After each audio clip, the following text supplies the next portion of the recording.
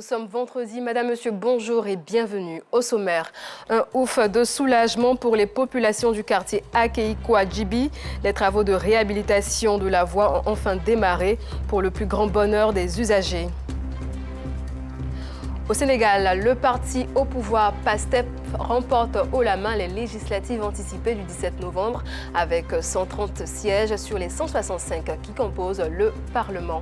Merci de suivre l'information sur RTI2. Les travaux de réhabilitation de la voie Akeiko-Djibi dans la commune d'Abobo ont démarré. Longue de 3 km, elle part du carrefour Christine Ba au lycée d'excellence des jeunes filles d'Abobo. Une véritable bouffée d'air pour les populations locales qui attendaient cette rénovation depuis longtemps. Georgette Idofofana.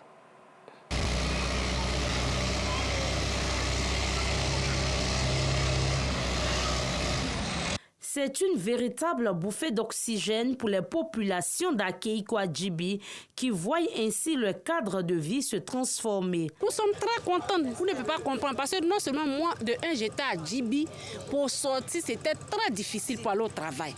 Donc j'étais obligée de déménager pour venir dans le quartier, pour pouvoir marcher un peu pour aller au goudron. Donc quand j'ai vu que c'était en train d'arranger la voie, en tout cas nous sommes très très contents. Non seulement quand tu es enceinte pour sortir, il y a les motos tassées là, c'est très difficile. Souvent mais tu risques même d'accoucher. Et puis on renverse les gens en longueur de journée.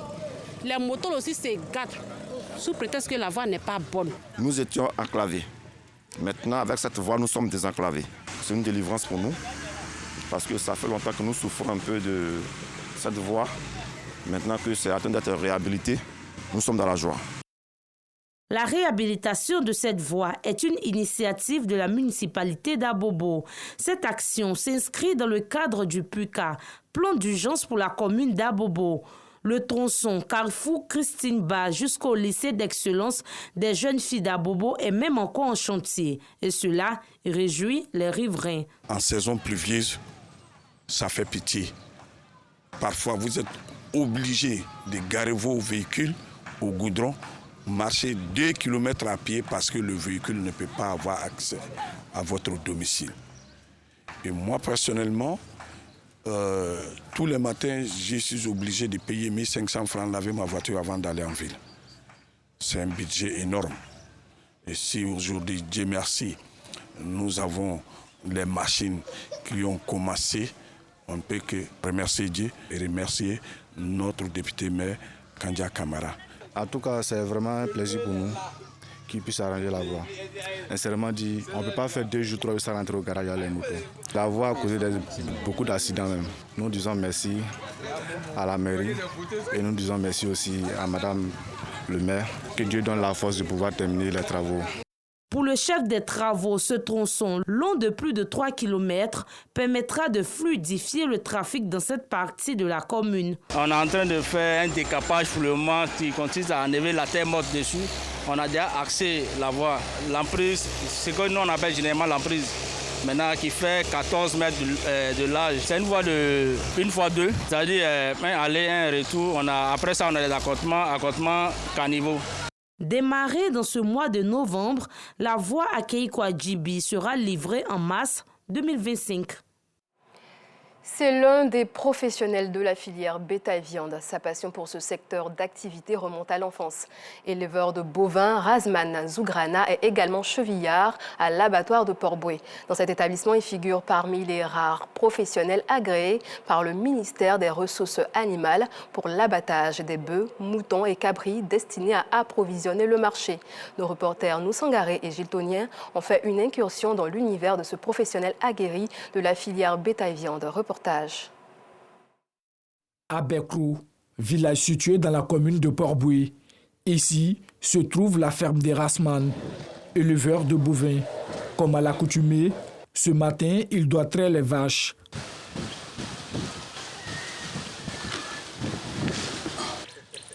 Son amour pour l'élevage remonte à son enfance. Quand l'enfant naît, le père peut dire, bon, peut-être cet enfant il a gagné au moins 20 000 quand les gens sont venus saluer, ou bien 30 000. Et il va prendre ça pour payer un animal, c'est-à-dire payer un bœuf, ou bien un poulet, ou bien quelque chose, un cabri. Et puis il va laisser au nom de l'enfant. L'enfant même peut ne pas connaître, l'enfant même ne sait pas. Mais le père regarde qu'est-ce qui se passe. Donc c'était mon cas où on disait que bon, l'élevage va lui réussir. Dans cette activité, Rasman a débuté avec seulement 3 bovins. Aujourd'hui, il en compte une centaine. Les 3 bêtes n'ont pas été faciles parce qu'il y a un qui est mort et puis les 2 ont résisté. Et puis il y a eu la crise de 2002, je pense, et puis les prix des animaux ont flambé. Quelque chose qu'on avait payé 300 000 et on a vendu à 600 000, 600 000. Donc ça a multiplié le travail et puis paf, on s'est beaucoup intéressé, on s'est beaucoup donné à l'élevage. Parce que l'élevage, c'est pas facile, il faut de la patience, il faut de l'engagement et puis il faut du temps pour les animaux. La ferme des Rasman regorge plusieurs races de bovins.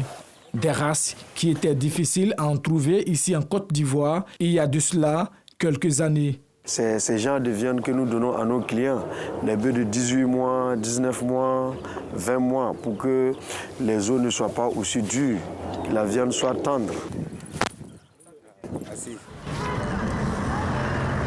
Outre l'élevage, Rasman est aussi un chevillard. À la tombée de la nuit, nous le retrouvons dans le parc à bétail de l'abattoir de Port-Boué. Le chevillard, c'est celui qui a été agréé par l'État. C'est-à-dire qu'il faut fournir les documents qu'il faut. Il faut faire les visites contre visites, il faut faire la radio pulmonaire pour voir si tu es en bonne santé. Lorsque tu es agréé, tu es reconnu maintenant comme chevillard et puis tu peux abattre. Tous les 10 communes du district d'Abidjan et les grandes surfaces, c'est les chevillards qui ravitaillent en viande. Pour cette nuit, c'est 11 bovins et 18 moutons que Rasman doit faire abattre. C'est le couloir d'abattage. C'est ici on met, d'habitude nous on dit couloir de la mort. Dès qu'ils rentrent ici, c'est fini, c'est pour l'abattage. Ici, ce sont 400, voire 500 bêtes qui sont abattues au quotidien en vue de l'approvisionnement du marché abidjanais en viande.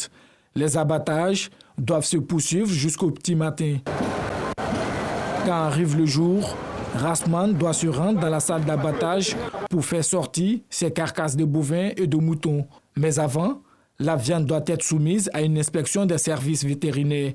Et c'est Mian Richard qui en a la charge. À notre niveau, nous recherchons les lésions puisque l'animal est déjà abattu. Et c'est à travers les lésions qu'on réussit à savoir si c'est quel genre de maladie. Et à partir de là, on procède à une saisie partielle. Il est venu pour que je fasse une contre-inspection pour pouvoir faire le certificat sanitaire. Parce que c'est à travers le certificat sanitaire, son fournisseur saura si c'est quitté à l'abattoir de Port-Boué. Après quelques vérifications, la viande est apte à la consommation. Les carcasses des Rasman peuvent sortir de la salle d'abattage. Pour se professionnaliser dans le secteur bétail-viande, il s'est doté d'un camion moderne frigorifique pour la livraison de sa marchandise. C'est une innovation. Nos différents responsables, il y a longtemps, qui nous parlaient d'être professionnels. Aujourd'hui, c'est l'un des avancées au niveau de notre travail. L'avantage, c'est que tu deviens professionnel toi-même.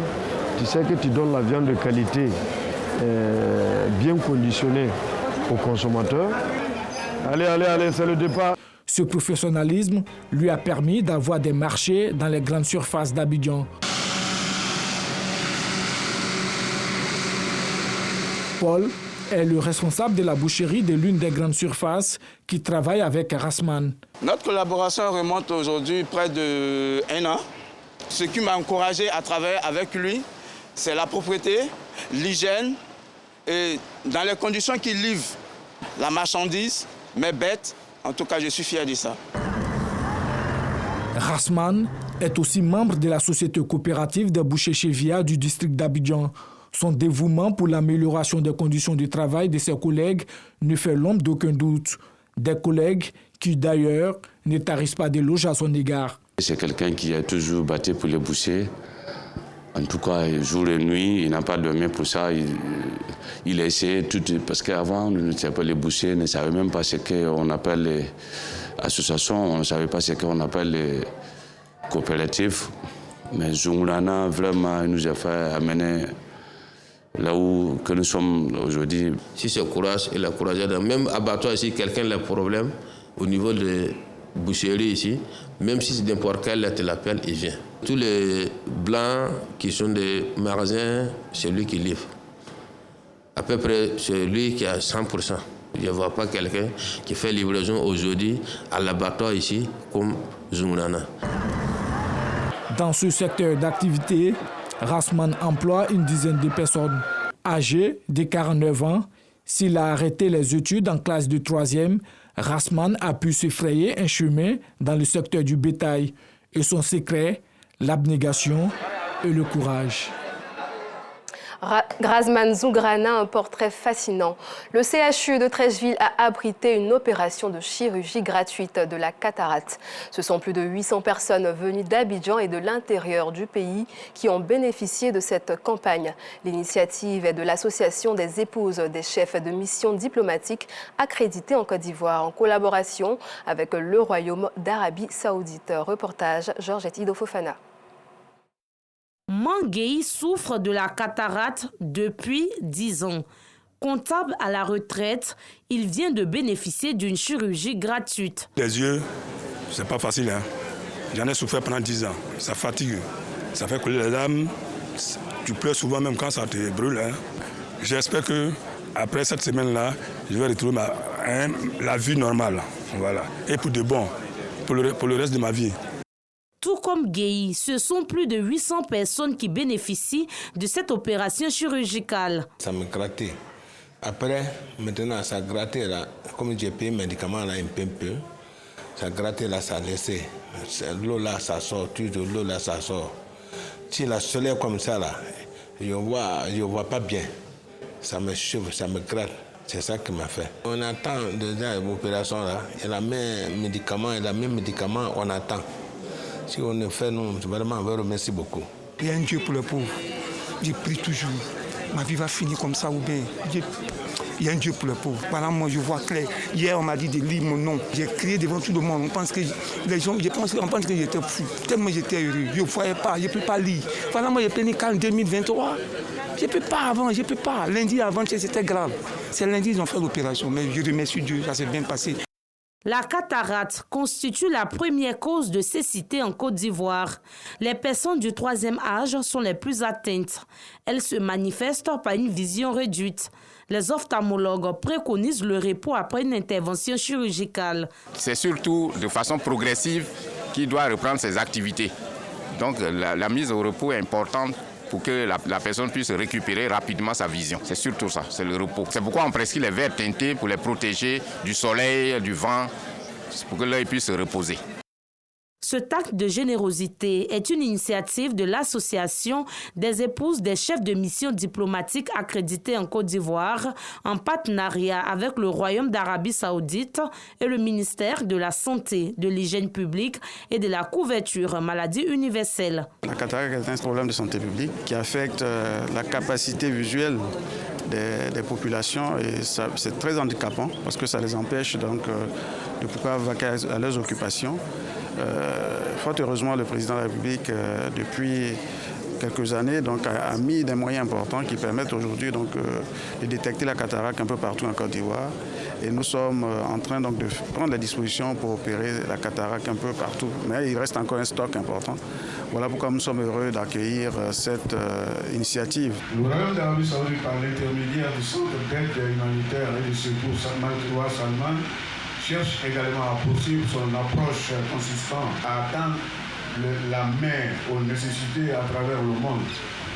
Il les assiste à travers les partenariats avec les organismes affiliés aux Nations Unies et à travers les organisations internationales et les organisations locales à but non lucratif. En Côte d'Ivoire, 30 000 personnes deviennent aveugles chaque année sur 150 000 cas de cataracte enregistrés selon le ministère de tutelle.